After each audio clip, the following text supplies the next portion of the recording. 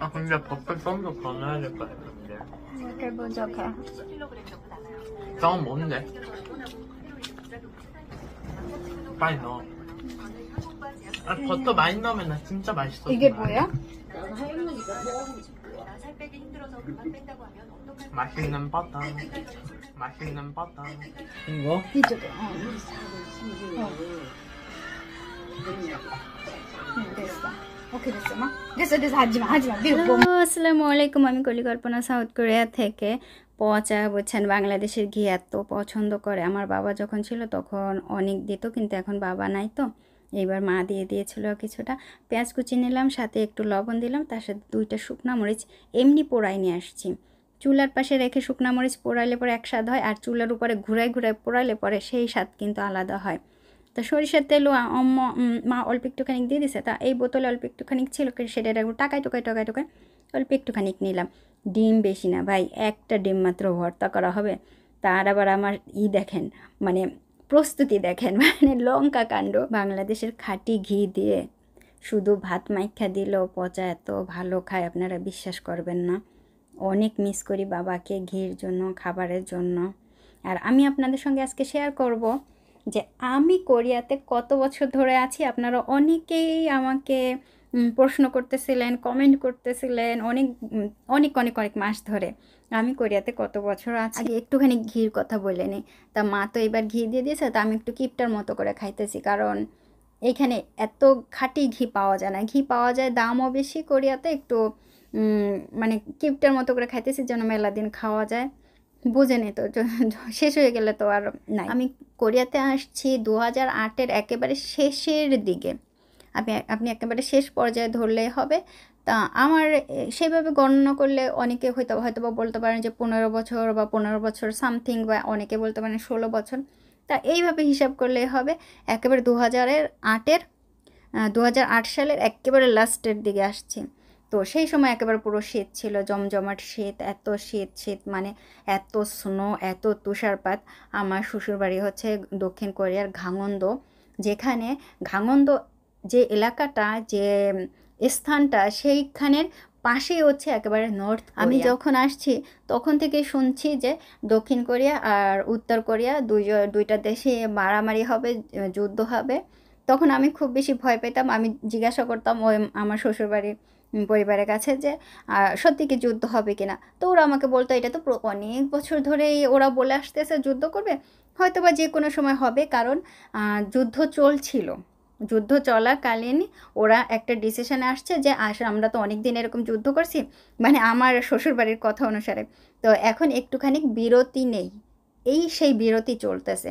এখন যদি অনেকে প্রশ্ন করতেছেন নর্থ কোরিয়া সাউথ কোরিয়া কি যুদ্ধ হবে কিনা, এখন কবে যুদ্ধ হবে বা কী বৃত্তান্ত, এটা কেউ কখনোই বলতে পারে না। সত্যিই কিন্তু একটু বিশ্রাম নেওয়া হচ্ছে। এই একটা কারণেই দক্ষিণ কোরিয়ার যত ছেলেরা আছে সবাইকেই আর্মিতে মাস্ট বি যেতে হয়। এটা একেবারে মানে কম্পালসারি বলতে পারেন, একেবারে ধরা বাঁধার নিয়ম। যদি কেউ না যাইতে চায় তাকে একেবারে ডকুমেন্টস, তাকে অনেক কিছু দেখাতে হয় যে সে অসুস্থ, সত্যি অসুস্থ কিনা, সেইটার আবার ইনকোয়ারি হয়। আবার যদি কেউ অন্য দেশে পড়াশোনার জন্য থাকেন তাহলে তারা সেভাবে অ্যাপ্লাই করে যে কিছুদিন পরে যাবে সেইভাবে। কিন্তু এটা একেবারে মাস্ট বি আর্মিতে যাইতেই হবে, শুধুমাত্র এই একটা কারণেই, উত্তর কোরিয়ার এই জন্যই, যুদ্ধের জন্য। তা আমি আমার কথায় চলে আসি। আমি আসছি প্রায় এইরকম 16 বছরের মতো হবে এরকম, বা হয়ে গেছে আমার হিসাবে হয়ে গেছে। অনেকের হিসাবে যদি নাও হয়, আমি পচার সাথে কি দুষ্টামি করতেছি দেখেন। প্রথমে একটু ভাত মাখাই দিয়েছি, সেই ভাতটাই ঘিটা ঠিক ছিল বুঝছেন। এখন পরে না আমি আর একটুখানি ভাত নিয়ে আসছিলাম, তখন ঘি কম হয়েছে। তো আমাকে বলতেছে ঘি দাও, ওই যে হাত গুনতেছে, তাড়াতাড়ি দাও, মানে হাত গোনা শেষ হওয়ার আগে দাও। তা আমি দুষ্টামি করতেছিলাম ওইটা কি সত্যি এটা ঘি? তা বলতেছে হ্যাঁ এটা ঘি, এইটা অনেক মজার ঘি। ও অনেক দিতে যাচ্ছিলো, তা আমি বলতেছিলাম না না না না না, হাজিমা হাজিমা হাজিমা, মানে হচ্ছে না না না আর দিও না এরকম। হ্যাঁ, তো না অনেক পছন্দ করে, বিশ্বাস করেন। আমি আসলে আমার ছেলেটাকে নিয়ে না খুব মানে করি যে আমার ছেলেটা খুবই পছন্দ করে খাবার।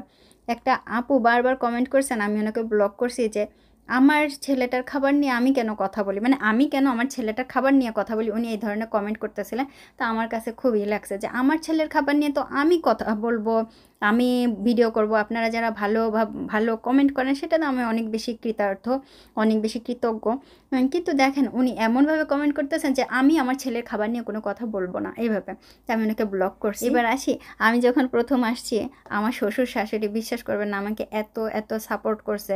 শুধু শ্বশুর শাশুড়ি না, আমার হাজব্যান্ডের বড় বোন, হাজব্যান্ডের বড় ভাই, তার ওয়াইফ, তার ছেলে মেয়েরা, মানে সবাই প্রচুর হেল্প করছে যে আমি কিভাবে খুব তাড়াতাড়ি করে কোরিয়ান কালচার, কোরিয়ানদের মতো করে কথাবার্তা, এই ধরনের সমস্ত কিছু শিখতে পারি। তারা আমাকে প্রচুর হেল্প করছে। আমি সত্যি তাদের কাছে অনেক বেশি কৃতজ্ঞ যে আমাকে এতটা হেল্প করা হয়েছে। আমার শাশুড়ি, আমি আরেকটু বলতেছিলাম তাই না, আমরা আলাদা হওয়ার সময় আমার শাশুড়ি খুব কান্নাকাটি করতেছে, সেটা একটু পরে বলে। কিন্তু আমার শাশুড়ি প্রচুর পছন্দ করে, আমাকে প্রচুর ভালোবাসে। বাইরে যখন আমরা বেড়াতে যাইতাম, মানে ওনরা আমাকে সবসময় বাইরে নিয়ে যাইতো, সমস্ত কিছু দেখাইতো, পরিচয় করায় দিত সবার সাথে, আত্মীয় স্বজনের সাথে। এবং যখন আমরা কোনো জায়গায় বেড়াতে যেতাম রাস্তা দিয়ে বা হাঁটতাম, মানে উনি আমার সাথে সাথে থাকতো। বাইরে গেলে তো মানে বাইরের দেশে দেখবেন যে বাইরে গেলে যে স্বামী স্ত্রী একসাথে হাঁটে, কিন্তু উনি না, উনি করতো কি আমার হাত চেপে ধরে নিয়ে হাঁটতো। এবং উনি সবসময় চাইতো যে আমি ওনার হাতের ভেতর হাত ঢুকাই নিয়ে তারপরে হাঁটবো, কথা বলবো।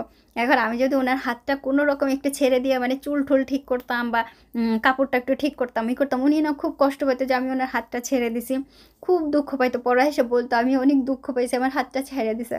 আমি না অবাক হয়ে যেতাম যে আমাকে আসলে এত ভালোবাসে। এবং উনি সবসময় চাইতো এবং বলতো যে তুমি যখন বাইরে যেয়ে হাঁটবা, তুমি যখন বাইরে থাকবা, সবসময় আমার হাত ধরে রাখবা। মানে ওনার কাছে একটা অন্যরকম ফিলিংস ছিল যে অত দূর দেশ থেকে আসছে এবং ওনাকে আমি খুব ভালোবাসি। হ্যাঁ, এইরকম ওনার ফিলিংসটা, যে আমি ওনাকে সবসময় জড়াই ধরে আসি, খুব মানে ভালোবাসি, এইরকম। মানে উনি সবসময় এরকম চাইতো যেন আমি ওনাকে অনেক বেশি ভালোবাসি। ও আসলে অত্যন্ত ভালো একজন মা, শাশুড়ি বলতে পারেন। শাশুড়ি বলি না, আমরা বলি কোরিয়াতে অমনি, অমনি আবার বলা হয় অম্মা। তা আমি বলি অমনি। অমনি হচ্ছে মা, আর অমনি হচ্ছে শাশুড়ি। অনেকেই শাশুড়িকে অমনি বলে ডাকে, কিন্তু আমি সবসময় অমনি বলে ডাকি, মানে মায়ের স্থানে এইভাবে বলে ডাকি। আর আবজি, আপ্পা, আবন্নিম, এটা হচ্ছে বাবা বা আব্বা। তা আমি আমার শ্বশুরকেও ডাকতাম আবজি বলে, মানে যেভাবে একবার সাধারণভাবে বাবা মাকে এরকম ডাকা হয়। এত ভালোবাসা, আপনারা জানেন না আমি মরিচ খেতে পছন্দ করি।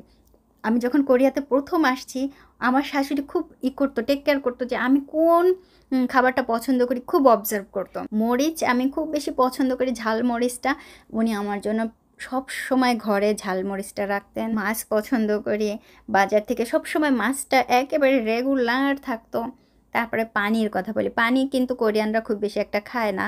আমার শ্বশুর বাড়িতে আমি দেখতাম কোথাও কোনো পানির বোতল ছিল না। আমি যখন আসছি কেউ পানি খায় না। আমি পানি চাইতেছি, ভাত খেতে বসে পানি চাই, কিন্তু পানি নাই। আরেকদিন হবে পানির গল্প। Thank you.